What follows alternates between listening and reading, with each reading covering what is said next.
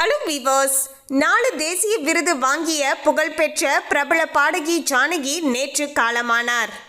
இவருடைய இறப்பு செய்தி கேட்டு எல்லோருமே ஆழ்ந்த சோகத்தில் இருக்கின்ற பட்சத்தில் இவர் இறப்பதற்கு முன்பாக இவர் பேசிய அந்த கடைசி வீடியோவானது ரசிகர்கள் மத்தியில் இன்னுமே பார்த்தீங்கன்னா பேரதிர்ச்சியை கொடுத்துருக்கு.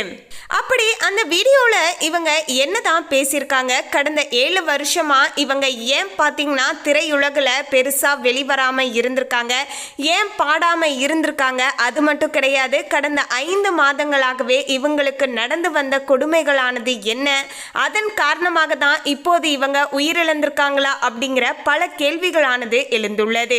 அது குறித்த முக்கியமான தகவலும் கசிந்திருக்கு. அது பற்றியும் தான் பார்க்க போறோம். அதுக்கு முன்னாடி இன்னும் நம்ம சேனலை சப்ஸ்கிரைப் பண்ணலனா சப்ஸ்கிரைப் பண்ணிடுங்க. அப்படியே பக்கத்தில் இருக்கக்கூடிய பெல் ஐக்கானையும் ப்ரெஸ் பண்ணிடுங்க. வாங்க வீடியோக்குள்ள போகலாம். வயது மூப்பு காரணமாக நேற்றைய நாள் இரவு சரியாக 7:30 மணி அளவில் பார்த்தீங்கன்னா இவர் உயிரிழந்ததாக தகவலானது வெளியாகி இருந்தது. அப்போதுல இருந்தே இவருடைய இறப்புக்கு பலருமே இரங்கல் தெரிவித்து வருகிறார்கள். அதே போல நீங்களுமே பார்த்தீங்கன்னா ஜானகி அம்மாவுடைய இறப்புக்கு இரங்கல் தெரிவிக்கணும் அப்படின்னு நினைச்சீங்கன்னா மறக்காம கமெண்ட்ஸ்ல சொல்லிடுங்க. அதோடு ஜானகி அம்மா பாடின பாடல்கள்ல உங்களுக்கு பிடித்தமான பாடல் என்ன அப்படிங்கிறதையும் மறக்காம பார்த்தீங்கன்னா கமெண்ட்ல சொல்லிட்டு போங்க.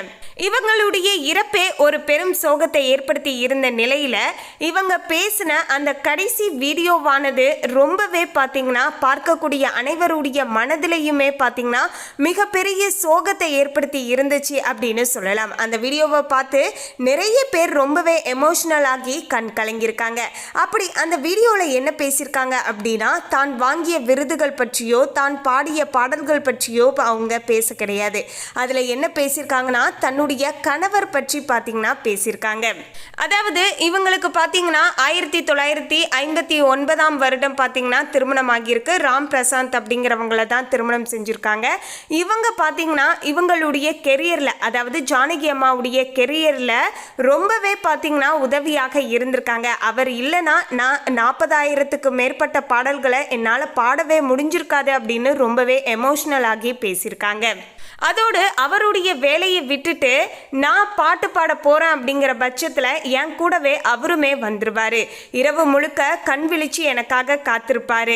மீண்டும் பார்த்தீங்கன்னா பாட்டு ஷூட்டிங் எல்லாமே முடிஞ்சதுக்கு அப்புறமேட்டு என்னைய வீட்டுக்கு கூட்டிகிட்டு வருவார். அந்த அளவுக்கு பார்த்தீங்கன்னா என் கூட ரொம்பவே பார்த்தீங்கன்னா சந்தோஷமாக இருந்தார். என்னுடைய பாடல் வாழ்க்கையில் அவர் இல்லை அப்படிங்கிற பட்சத்தில் என்னால் இவ்வளோ பெரிய சாதனையை என்னால் செஞ்சுருக்கவே முடியாது. அவர் தான் எல்லாத்துக்கும் காரணம் அப்படிங்கிற மாதிரி தன்னுடைய கணவர் பற்றி ரொம்பவே எமோஷனல் ஆகி பேசியிருப்பாங்க. ஆனால் இவருடைய கணவருமே பார்த்தீங்கன்னா 1997 பார்த்தீங்கன்னா இறந்து போயிருக்காங்க.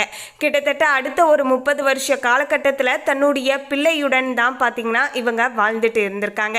இவங்களுக்கு ஒரே ஒரு பையன் தான், பேர் பார்த்தீங்கன்னா முரளி கிருஷ்ணா. இந்த முரளி கிருஷ்ணாவுமே பார்த்தீங்கன்னா கடந்த ஒரு 5 மாதத்துக்கு முன்பாக பார்த்தீங்கன்னா உயிரிழந்துட்டாங்க. அதாவது இந்த வருடத்துடைய தொடக்கத்தில் ஜனவரி மாதத்தில் பார்த்தீங்கன்னா இவங்களுடைய பையனுக்கு மாரடைப்பு ஏற்பட்டு உயிரிழந்துட்டாங்க.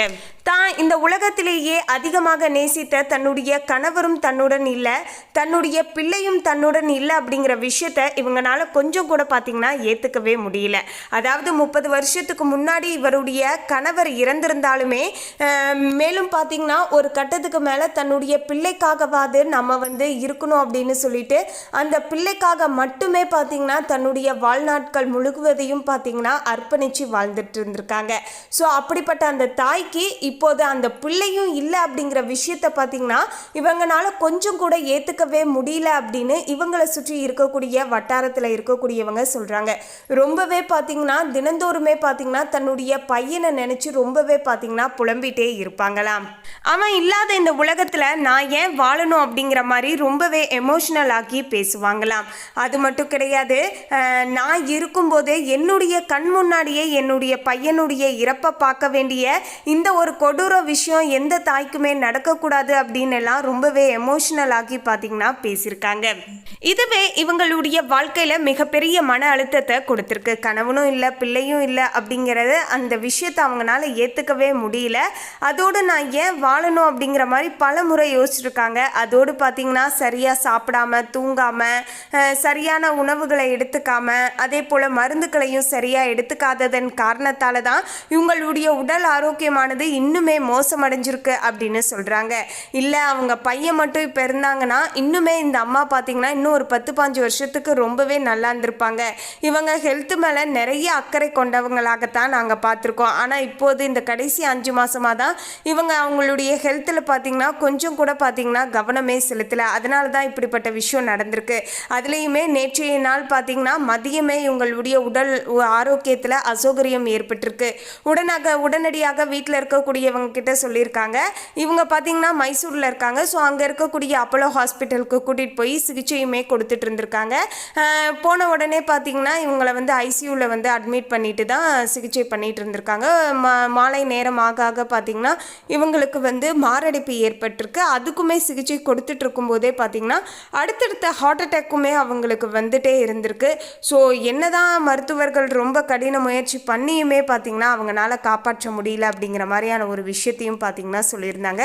இப்படி தான் இந்த அம்மாவுடைய கடைசி நிமிடங்களுமே இருந்துச்சு அப்படிங்கிற மாதிரி ரொம்பவே எமோஷ்னல் ஆகி அவங்கள சுற்றி இருக்கக்கூடிய வட்டாரத்தில் இருக்கக்கூடியவங்க தகவல்களை பார்த்திங்கன்னா சொல்லியிருக்காங்க.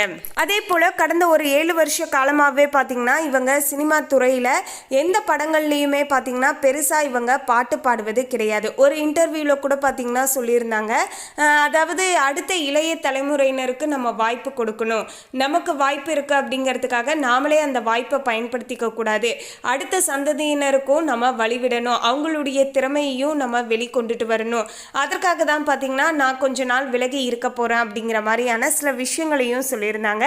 அதன் பிறகு கூட பார்த்திங்கன்னா பெருசாக எந்தவித விஷயங்களிலும் பார்த்திங்கன்னா அவங்க கலந்துக்கல அப்படின்னு சொல்லலாம். அரிதாக பார்த்திங்கன்னா 1-2 இன்டர்வியூஸ் இந்த மாதிரியான விஷயங்களில் மட்டும்தான் பார்த்துருப்போம். அப்படி அவங்க இறப்பதற்கு முன்பாக கடைசியாக ரொம்ப ரேராக ஒரு இன்டர்வியூ கொடுத்துருக்காங்க. அதில் தான் பார்த்திங்கன்னா தன்னுடைய கணவர் பற்றி அவங்க ரொம்பவே உருக்கமாக பேசியிருந்தாங்க. இப்போது அவங்க பேசின அந்த வீடியோ காட்சிகள் எல்லாமே பார்த்திங்கன்னா ரொம்பவே வைரல் ஆகிட்டு இருக்கு. அந்த காட்சிகளை பார்த்து பலருமே பார்த்திங்கன்னா கண்ணீர் விட்டு பார்த்திங்கன்னா அழுதுட்டு இருக்காங்க.